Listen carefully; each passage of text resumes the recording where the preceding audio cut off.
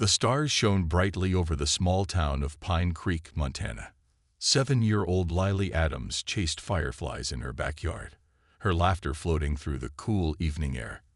Her mother, Eleanor, watched from the kitchen window as she finished washing the dinner dishes. Jack Adams sat at the dining table reviewing flight plans for his job as a commercial pilot. Everything was normal. Everything was peaceful. 5 more minutes, Lily, Eleanor called through the open window. Then it's bath time.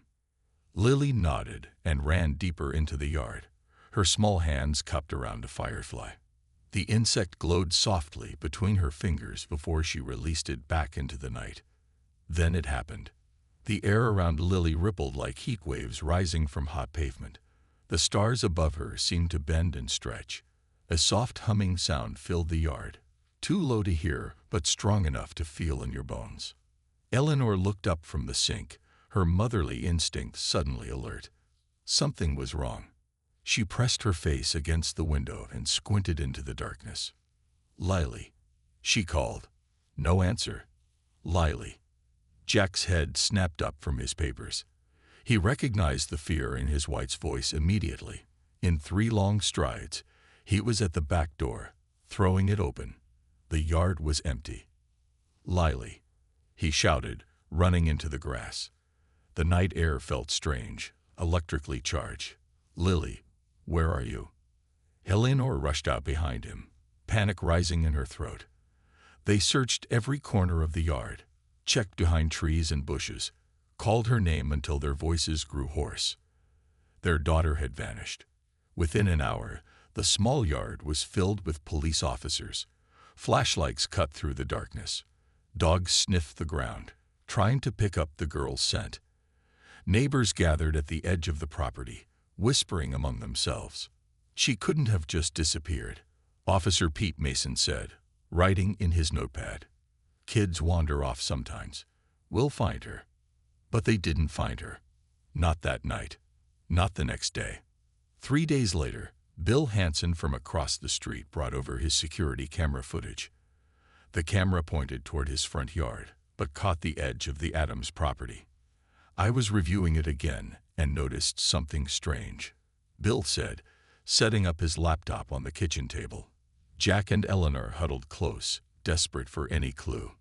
The grainy footage showed their yard at 8:47 p.m. There was Lily, chasing fireflies. Then a strange light washed over the screen. When it faded, Lily was gone. But for just a moment, half a second at most, something tall and thin stood where she had been. Something not human. The police called it a camera glitch. Jack knew better. Weeks passed. The official search scaled back. Missing posters with Lily's smiling face hung in shop windows and on telephone poles throughout the county. Eleanor stopped sleeping. Jack took a leave of absence from his job. 1 month after Lily vanished, Jack sat in the garage surrounded by maps, weather reports, and notes. He had been a Navy pilot before flying commercial. He knew how to investigate, how to analyze patterns. On the wall, he created a timeline of strange events reported in the area. Unusual lights, electronic disturbances, unexplained power outages. On his laptop, he played the security footage for the 1,000th time. Frame by frame, he studied the tall, thin figure that appeared where his daughter had stood. Its head was too large, its limbs too long. Jack's phone rang. The caller ID showed restricted. "Hello," he answered. "Captain Adams," a woman's voice asked, using his old military rank. "This is Major Samantha Wright, United States Space Force. We need to talk about what happened to your daughter." Jack's hand tightened around the phone. "I'm listening." "Not over the phone. A car will pick you up in 30 minutes. Bring the security footage." The line went dead. Jack stared at the phone, then at Eleanor asleep on the couch, finally claimed by exhaustion. He gently touched her shoulder. "I think someone knows something about Lily," he whispered. "And I'm going to find out what." The air inside the Vickery research vessel smelled like salt water and metal.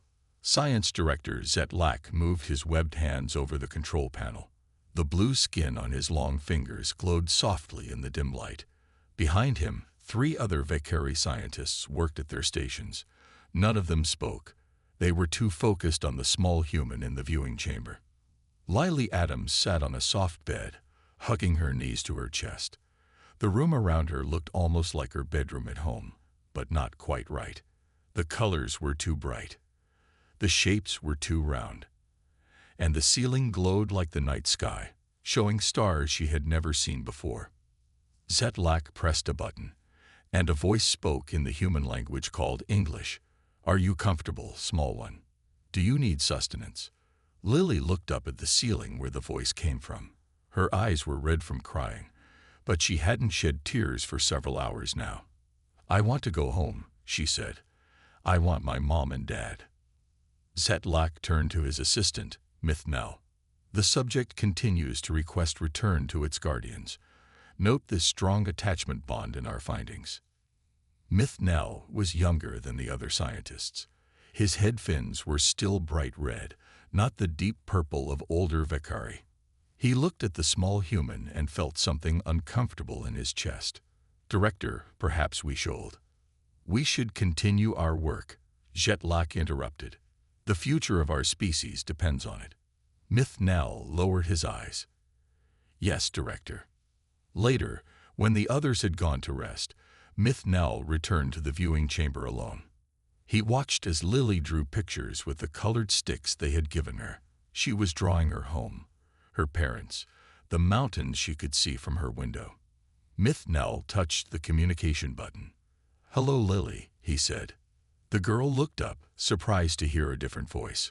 This one sounded younger, kinder. "My name is Mithnell." The translator device struggled with his name, making it sound choppy. "Are you going to take me home?" Lily asked. Mithnell's fins drooped slightly. "I cannot. Not yet. Why did you take me? I didn't do anything wrong." Mithnell sat down on his side of the glass. How could he explain to a child what was happening? How could he tell her that his people were dying? "We need your help," he said finally. "My people are sick.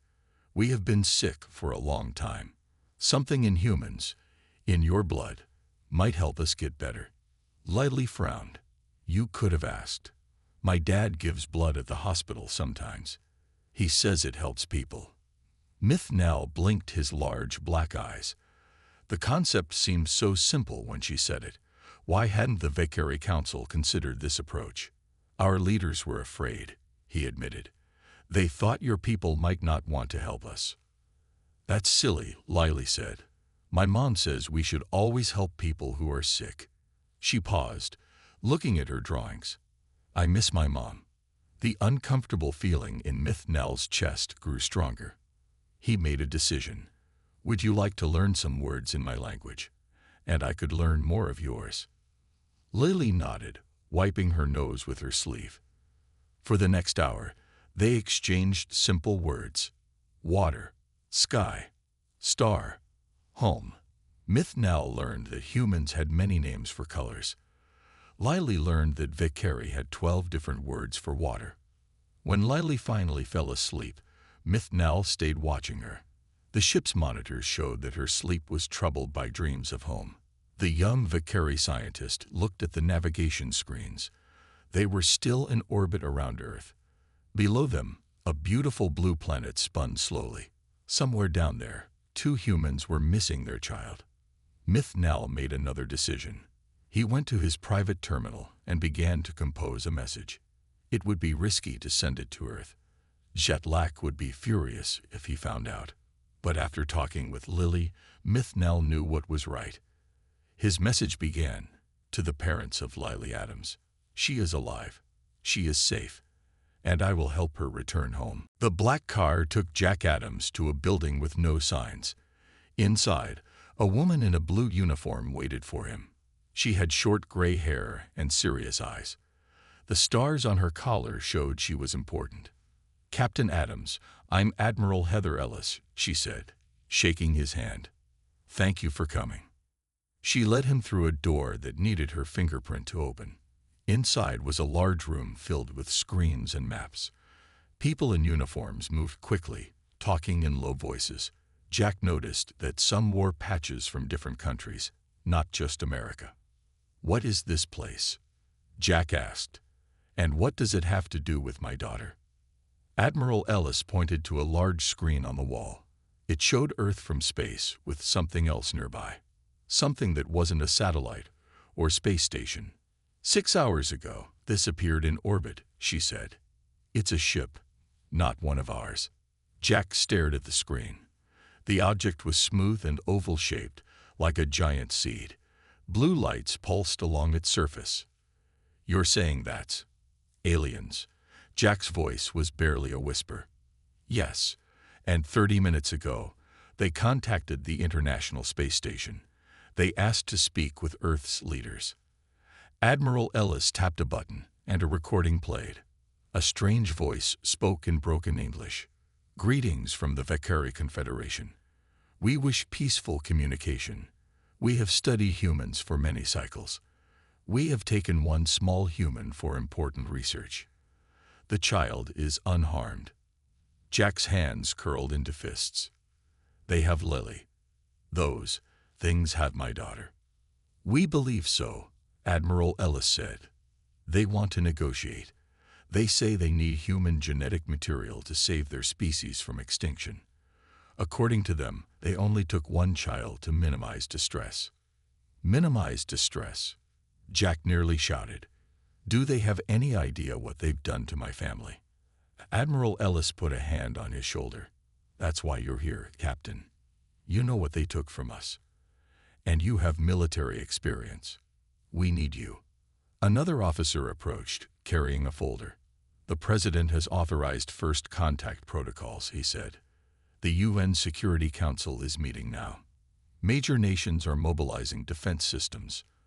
Admiral Ellis nodded. "And what about Project Sentinel?" "Coming online now," the officer replied. "All units reporting ready status." Jack looked between them. "What's Project Sentinel?" Admiral Ellis gestured for him to follow her to another screen showing what looked like satellite images of Earth's orbit, something we hoped we'd never need to use. The screen zoomed out, and Jack saw them, hundreds of small objects hidden in Earth's orbit. As he watched, they seemed to wake up, small lights turning on across their surfaces. "Defensive platforms," Admiral Ellis explained, "built by an international coalition over the past 20 years. Completely hidden from public knowledge and from any watching eyes." "You were expecting aliens?" Jack asked, surprised. "We were prepared for the possibility," she corrected. "Now, I need to get to Washington. You're coming with me to meet the President. You know more about these Vakari than anyone else on Earth. You've seen one." Jack thought of the tall, thin figure on the security video. "I want to speak to them. I want to demand my daughter back." "You'll get your chance," Admiral Ellis said. "But first, there's someone else you need to meet." She pointed to a computer in the corner where a tech officer was working. "We received a transmission an hour ago," she said. "It was directed specifically to the parents of Lily Adams. Someone on that ship is reaching out." On the screen was a message written in simple English. Jack read the words from the alien called Myth Nell, and for the first time in weeks, he felt something like hope. "Get me on that ship," he said to Admiral Ellis. "One way or another, I'm bringing my daughter home." Outside the building, in the night sky above, a new star seemed to appear. The Vakari ship moving into position over North America. Unknown to the humans below, 3 more Vakari ships had just emerged from faster-than-light travel behind Earth's moon, hidden from Earth's view. The first contact between humanity and aliens had begun, and it was already more complicated than either side realized. Eleanor Adams sat in the Oval Office between her husband and the President of the United States. On the large screen on the wall, the face of the Vakari leader stared back at them. He called himself High Commander Zedlock. "We understand your concern," the alien said through a translation device. His voice sounded like water rushing over stones. "But the research is critical for our survival. We offer to share advanced technology in exchange." "We don't want your technology," Eleanor said, her voice steady despite her fear. "We want our daughter." The president nodded. "Return the child immediately. Then we can discuss how our species might help each other." Zetlak's large black eyes blinked slowly. "The research requires more time. Perhaps 30 of your days." Jack stood up suddenly, his chair scraping against the floor. 30 days. She's been gone for weeks already. She's 7 years old and alone." "Not alone," a new voice said. Another Valkyrie moved into view beside Zetlak. This one had brighter coloring and seemed younger. "I am Mithnal. I care for Lily Adams. She is healthy. She learns our language. I teach her." Hilinor leaned forward. "Can we see her, please?" The screen changed. Lily appeared, sitting at what looked like a table, drawing with colored pencils. Her brown hair was neatly brushed. She wore clean clothes that were not from Earth. "Lily," Eleanor cried. "Baby, it's Mom and Dad." Lily looked up, her eyes widening. "Mom? Dad?" She pressed her hands against the screen on her side. "Are you coming to get me? I want to come home." "We're coming, sweetheart," Jack promised. "Very soon." The screen switched back to Zetlak. "You see, she is well treated. Now we must." The communication suddenly cut off. In the silence that followed, the president turned to Admiral Ellis, who stood by the door. "What happened?" he asked. "They ended the transmission, sir," she replied. "Our satellites show their ships are moving. All 4 of them." "4?" Jack asked. "I thought there was only 1. 3 more appeared from behind the moon an hour ago," Admiral Ellis explained. "They're taking defensive positions." The president stood. "I've heard enough. They admit to kidnapping a child, refuse to return her, and now they're positioning for possible conflict." He looked at Admiral Ellis. "Activate the Sentinel platforms and show them the rest of our cards." Admiral Ellis saluted and left the room. The president turned to Jack and Eleanor. "I promise you, we will get your daughter back," he said. "But you need to know something. Earth is not as defenseless as the Valkyrie think. In space, hidden stations throughout the solar system received encoded commands. Massive doors opened on the dark sides of Mars, Venus, and several moons of Jupiter. From each location, ships emerged, hundreds of them. They had been built in secret over decades, a joint project of Earth's major powers. On the main Valkyrie ship, alarms began to sound. Zetlak rushed to the control room. "What's happening?" he demanded. A Valkyrie officer pointed to the screens showing space around them. "Human vessels, Director. Many human vessels." "Impossible," Zetlak said. "Their technology is primitive. They barely leave their planet." "The data is clear," the officer insisted. "We count over 1,000 ships emerging from hidden locations throughout their system. They have weapons locked on our position." Mithnal entered the control room, with Lily walking beside him holding his webbed hand. The young Valkyrie scientist looked at the screens and understood immediately. "You underestimated them," Mithnal said quietly, "just as I warned you might." Zetlak turned to him angrily. "You brought the human child here, to the control center. She should see her people coming for her," Mithnal replied. "And you should see what you've provoked by taking what belongs to them." Lily stood on her tiptoes, looking at the screens filled with Earth ships surrounding the Valkyrie vessels. Her eyes widened with wonder and pride. "My dad said he would come get me," she said simply. "He always keeps his promises." Admiral Ellis stood on the bridge of the U.S. Defiant, the largest ship in Earth's hidden fleet. The massive view screen showed the 4 Valkyrie vessels surrounded by hundreds of human warships. More were arriving every minute as they emerged from hiding places across the solar system. "Status report," she ordered. "All weapons locked on target," replied Commander Frank Rogers. "Defensive shields at maximum. The Valkyrie ships are powering up their systems, but they haven't aimed weapons yet." Admiral Ellis nodded. "Open a channel to their main ship." On the Vicary vessel, Jetlac paced the control room. His blue skin had turned almost gray with stress. "How did they hide such a fleet?" he demanded. "Our scans showed nothing like this." "They must have developed cloaking technology," said his second-in-command, "or kept the ships powered down until needed." The communication system chimed. "The humans are hailing us," a technician announced. "Put them on screen," Jetlac ordered. Admiral Ellis's face appeared on the large display. "This is Admiral Heather Ellis of the Earth Defense Fleet. You have 1 Earth hour to return Lily Adams to her parents. A shuttle will approach your ship to retrieve her. If you fail to release her, or if you attempt any hostile action, we will open fire." Zetlak's fins flattened against his head, a sign of anger in Vicary. "You dare threaten the Vicary Confederation? Our technology is far superior to yours." "Is it?" Admiral Ellis asked calmly. "Look around you, Director. Our sky is now complete with warships. We've been preparing for this moment for generations." The transmission ended. Jetlac turned to see Mithnal still standing with Lily. "This is your doing," Jetlac hissed. "You contacted them." "I tried to warn you," Mithnal replied. "Taking a child was wrong. Now we must make it right." Zetlak looked at the screens showing the vast human fleet surrounding his 4 ships. Then he looked at the small human child who had caused all this trouble. "We cannot give up the research," he insisted. "The future of our species depends on it." "Then ask them properly," Mithnal said. "Make an agreement. Share knowledge. But first, return what you took." In a secure room on the U.S. Defiant, Jack Adams was putting on a spacesuit.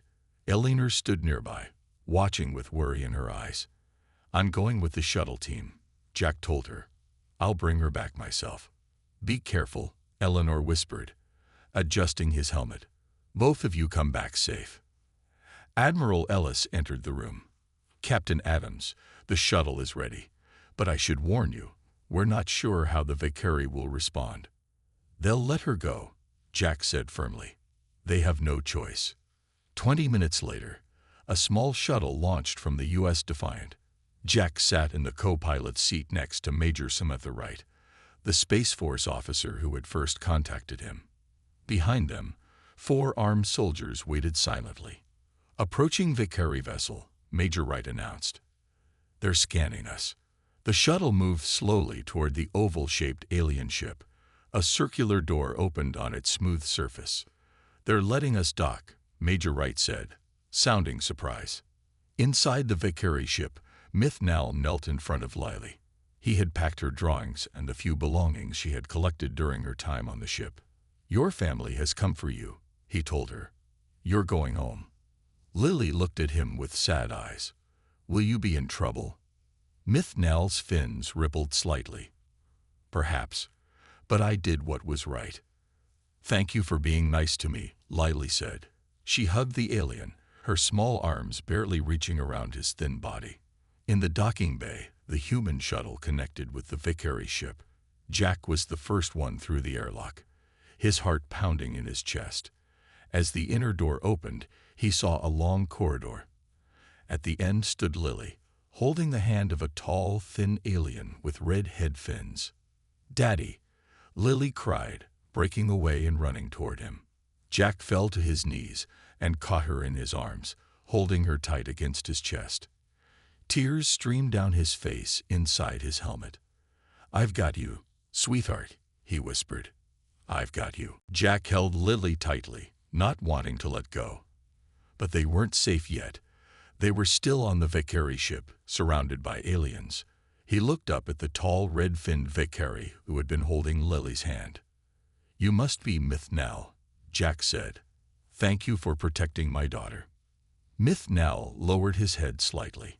"I only did what was right, but you must leave quickly. Jetlac is not happy about this." As if on cue, alarms began to sound throughout the ship. Red lights flashed in the corridor. "What's happening?" Major Wright asked, her hand moving to her weapon. "Jetlac has activated security protocols," Mithnal explained. He's locking down the ship. You need to go now. Jack lifted Lily into his arms and started moving toward the shuttle. The Space Force soldiers formed a protective circle around them. You should come with us, Jack said to Mithnell. They'll punish you for helping us. The young Vicary hesitated. My place is with my people. Please come, Mithnell, Lily said, reaching out her small hand to him. You can visit Earth. I can show you real fireflies. Before Mithnell could answer, the doors at the end of the corridor slid open. Jetlak appeared, flanked by 4 Vicary guards carrying weapons. Stop, Jetlak commanded. The research subject stays. Major Wright and her soldiers raised their weapons. The child is leaving with us, she stated firmly. Admiral Ellis gave you an hour. You have 40 minutes left to comply. Zetlak's eyes narrowed. This is not over. The Vicary Supreme Council has decided. If the child leaves, we will take more. Many more. Jack's blood ran cold. What did you say? Mithnell stepped forward, placing himself between the humans and Jetlak. Director, this is madness. The humans have shown their strength. We cannot win this fight. We must survive. Jetlak shouted. Our species is dying. Then we ask for help, not take it by force, Mithnell argued. He turned to Jack. Your people have something in your blood, a protein that could save us from the disease that's killing our children. We need it, but Jetlak chose the wrong way to get it. Jack looked at the desperate alien scientists, then down at Lily's face. She seemed remarkably calm for a child who had been through so much. Dad, she whispered, they're sick. We should help them. Jack's chest swelled with pride at his daughter's compassion. He set Lily down but kept her hand firmly in his. There are better ways, Jack said to Jetlak. Ways that don't involve kidnapping children. Let us leave peacefully, and I promise to speak to our leaders about helping your people. On the bridge of the U.S. Defiant, Admiral Ellis watched the confrontation through the camera on Major Wright's helmet. All ships, maintain weapons lock, she ordered. Be ready to fire on my command. Around Earth's orbit, 1,000 warships waited, their weapons aimed at the 4 Vicary vessels. In command centers across the planet, military leaders held their breath. Back on the Vicary ship, Jetlak finally lowered his weapon. Go, he said. Take the child. But tell your leaders, we are desperate. We need help soon, or my entire species will be extinct within 1 generation. I'll tell them, Jack promised. He picked up Lily again and backed toward the shuttle, never taking his eyes off the Vicary guards. Mithnell followed them. I will come with you, he decided, as a representative of my people, to help arrange proper agreements between our species. They boarded the shuttle quickly. As the airlock sealed, Jack felt relief wash over him. Lily was safe. She was going home. But as their shuttle pulled away from the Vicary ship, Jack knew this wasn't over. 2 species had met in the worst possible way. Trust would be hard to build, and somewhere in his daughter's blood was the key to saving an entire alien civilization. Dad? Lily asked as they watched the Vicary ship grow smaller through the window. Are the aliens still the bad guys? Jack sighed. It's complicated, sweetheart. Sometimes there aren't just good guys and bad guys. Sometimes people, or aliens, just make bad choices when they're scared. 2 days later, Jack and Eleanor Adams stood in the White House rose garden. Lily was between them, holding their hands. Before them sat the most powerful people on Earth, the leaders of major nations, all gathered in one place, and beside them stood Mithnell, the first alien to ever set foot on Earth. The president addressed the gathered crowd. Today marks a historic moment for humanity. First contact with another intelligent species. He looked at Lily. Though it began in a troubling way, we now have a chance to move forward together. Cameras flashed. Reporters scribbled notes. The world was watching. Mithnell stepped forward to speak.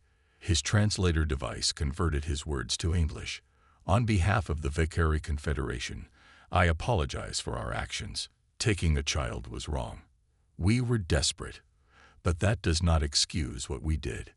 In space, the situation remained tense. Earth's fleet still surrounded the Valkyrie ships. Neither side had backed down. Admiral Ellis watched from the bridge of the U.S. Defiant as Jetlak's ship moved slightly. "What are they doing?" she asked. "They appear to be running tests on their engines," Commander Rogers replied. "But their weapons remain powered down." On the main Valkyrie ship, Jetlak received a message from the Valkyrie Supreme Council. He read it twice, his fins drooping lower each time. "They have recalled us," he told his officers. "The Council believes Mithnal's approach is better. They want peaceful cooperation with the humans." One of his officers, a female named Teshvok, spoke up. "Director, there is something you should know. Our long-range scanners detected unusual energy readings from the outer planets. The humans have more ships hidden there. Many more." Jetlak looked at the screen showing Earth's fleet surrounding his 4 vessels. What he could see was already overwhelming. The thought that humans had even more military power hidden away made his skin pale. How could they hide so much from us? He wondered aloud. We have been observing them for decades. Perhaps, Teshvok suggested, they have been aware of us for longer than we thought. Back on Earth, in a secure conference room, Mithnal sat with scientists from around the world. Blood samples from volunteer donors were being analyzed. The Valkyrie explained their genetic disease and why they had been so desperate. "Our children are born weak," Mithnal said.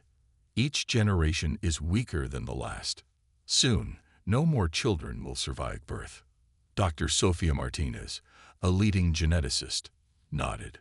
"We believe the protein you need is related to our immune system. We can synthesize it in large quantities. No need to take anyone else." Mithnal's fins rippled with emotion. "You would help us, even after what we did." "That's what humans do," Dr. Martins replied. "We help those in need." In another room, Lily sat with a child psychologist. She was drawing pictures of her time on the Valkyrie ship. "Were you scared?" the psychologist asked gently. Lily nodded. "At first, but then Mithnal was nice to me. He showed me the stars from their windows. They looked different from space." "Do you have bad dreams about it?"